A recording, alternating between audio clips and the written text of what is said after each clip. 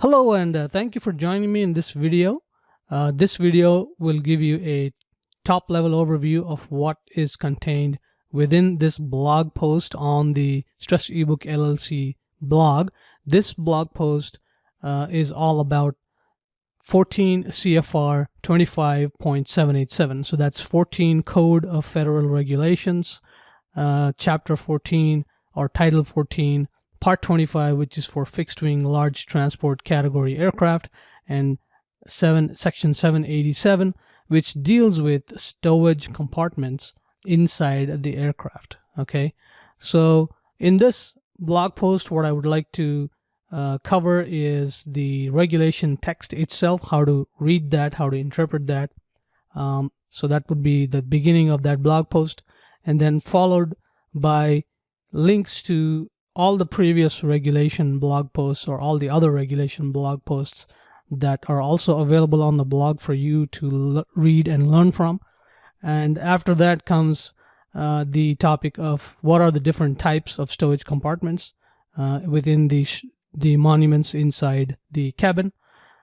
Also, we will be looking at the placarding requirements on these monuments, and we will talk about loading on these monuments and compartments. We will talk about the kinds of enclosures that define these stowage compartments.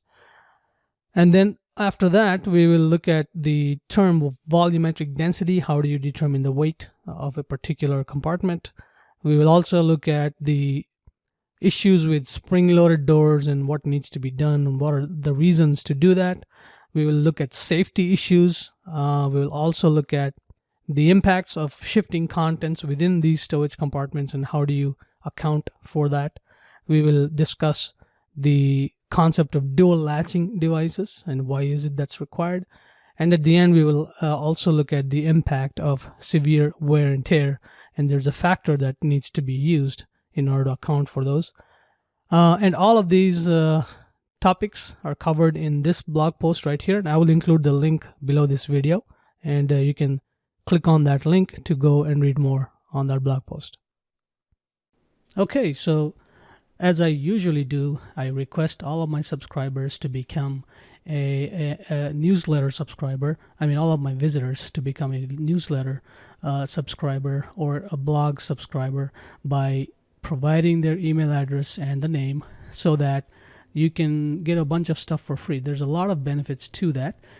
First of all, you'll get an ebook for free. It's a very nice ebook that has been downloaded more than 10,000 times. I probably lost count of it. It's probably a lot more than that now, but you'll get that for free. You'll also get a PDF full of the FAA regulations on structures. You'll get that for free.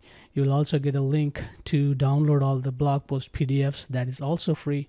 You will also get a couple of free lessons for both the bronze and the silver level courses, which are paid courses. Okay, so and then you will be up to date on every time there's a new blog post published. You will be the first one to know. And also, if there are any specials that I offer for the courses, you will also be the first to know. All right, and if you want to visit the free blog, this is the link right here, stressebook.com/blog. And if you want to check out the existing paid courses, you can go to this page right here, and I will include all of these underneath the video so you don't have to note this down. And if you are an existing member, already a paid subscriber, you can go to this link here and log in to access your course content. And we also provide engineering services, and if you're somebody who's looking to hire us to help you with aerospace stress engineering, then we can offer that. Just go to this page here. We will include this link below the video, and there's a contact form there that you can use, or you can go to the contact page on the website and just send us an email and we'll take it from there. Okay, so thank you so much for watching, and I will see you in the next video.